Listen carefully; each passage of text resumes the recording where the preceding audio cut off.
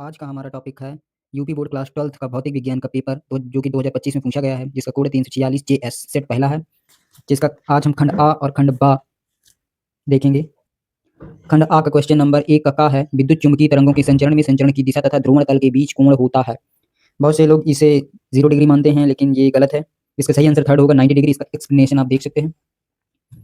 ये विद्युत चुम्बकीय तरंगों के संचरण में संचरण की दिशा और ध्रुवण तल के बीच का कोण 90 डिग्री होता है। यह इसलिए होता है क्योंकि विद्युत क्षेत्र और चुंबकीय क्षेत्र एक दूसरे के लंबवत होते हैं और तरंग संचरण की दिशा के भी लंबवत होते हैं, जो कि एक अनुप्रस्थ तरंग की विशेषता है।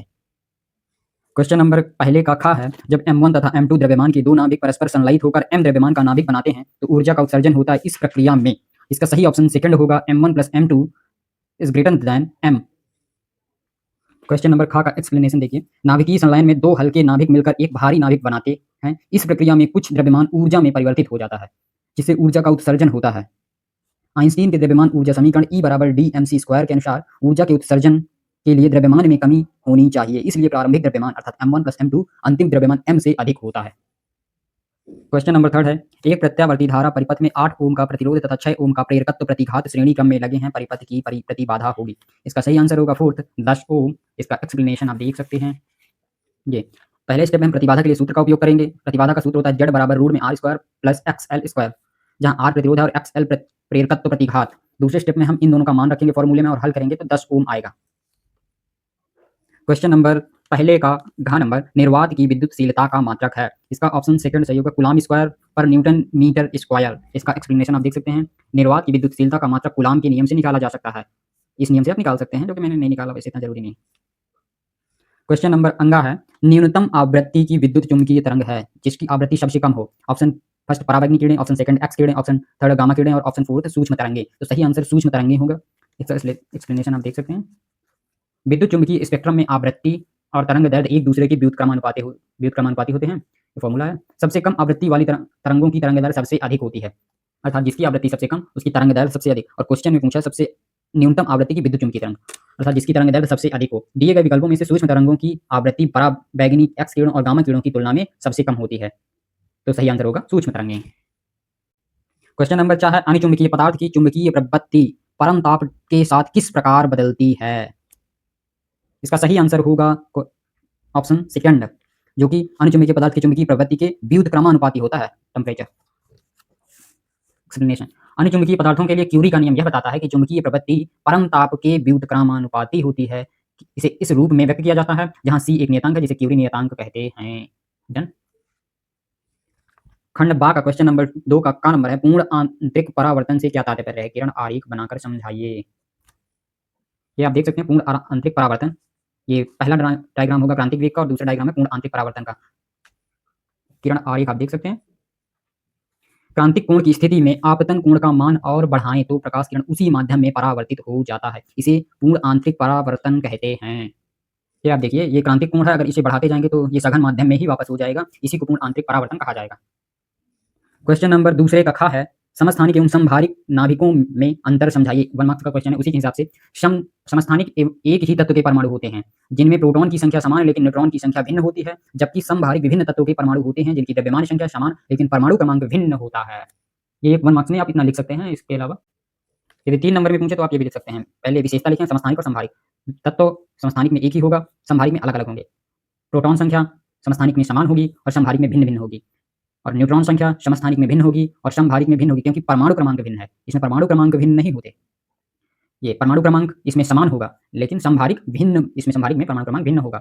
विशेषता है द्रव्यमान संख्या समस्थानिक में द्रव्यमान संख्या भिन्न होगी लेकिन समभारिक में समान होगी।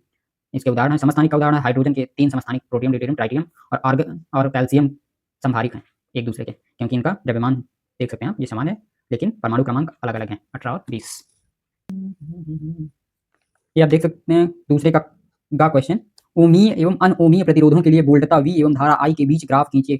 ओमीय परिपथ अर्थात जो ओम के नियम का पालन करे, इसमें सीधा ग्राफ बनेगा, और अनओमीय परिपथ जो ओम के नियम का पालन नहीं करते उसमें कुछ इस प्रकार का अर्थात वक्र बनेगा। ये ओम के नियम का पालन नहीं करेगा।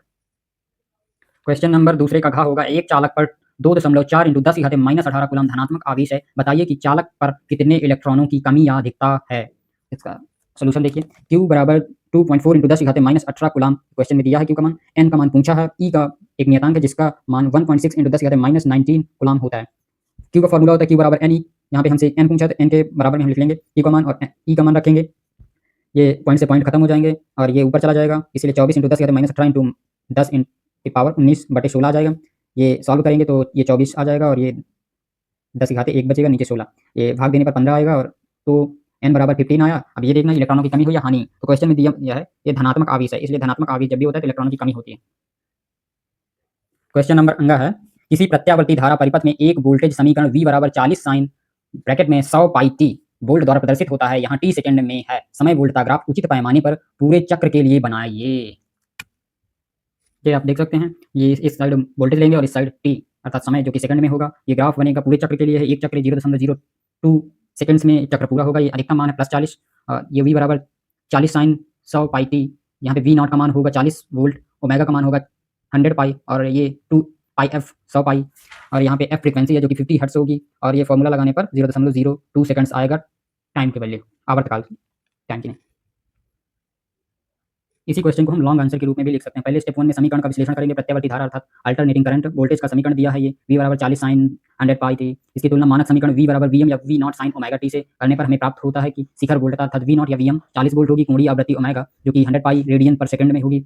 स्टेप 2 में आवर्तकाल की गणना करेंगे। आवर्तकाल टी की गणना कोणीय आवृत्ति से की जा सकती है। ओमेगा का सूत्र होगा 2 पाई अपॉन टी, टी बराबर 2 पाई अपॉन ओमेगा, 2 पाई 100 पाई, पाई से पाई कैंसिल और 1/50 जो कि 0.02 सेकंड्स आ जाएगा। इसका मतलब है कि एक पूरा चक्र 0.02 सेकंड में पूरा होता है। एक डबल वाले लिख गए हैं। तीसरे स्टेप में हम ग्राफ बनाना सीखेंगे। समय वोल्टता ग्राफ एक ज्यावक्रीय वक्र होगा जो कि मैं पहले दिखा चुका हूं आपको। ये पॉइंट से पढ़ सकते हैं। वक्र का आयाम 40 वोल्ट होगा। एक पूर्ण चक्र 0 से 0.02 सेकंड तक होगा। आधे चक्र के बाद t 0.01 सेकंड पर वोल्टता शून्य होगी। यहाँ से मतलब आधा सेकंड ये होगा, यहाँ पर वोल्टता शून्य होगी। चौथाई चक्र के बाद t बराबर 0.005 सेकंड पर वोल्टता अपने अधिकतम मान 40 वोल्ट पर होगी, जो कि हमें कल्पना करने की आवश्यकता नहीं है। तीन चौथाई चक्र के बाद t बराबर 0.015 सेकंड पर वोल्टता अपने न्यूनतम मान -40 वोल्ट पर होगी। ये ऐसे घूम के आ जाएगा। ग्राफ को t बराबर 0 से t बराबर 0.02 सेकंड तक खींचना है। यहाँ से ये t बराबर 0 और ये t बराबर 0.02 सेकंड है, जिसमें y अक्ष पर वोल्टता और x अक्ष पर समय t होगा।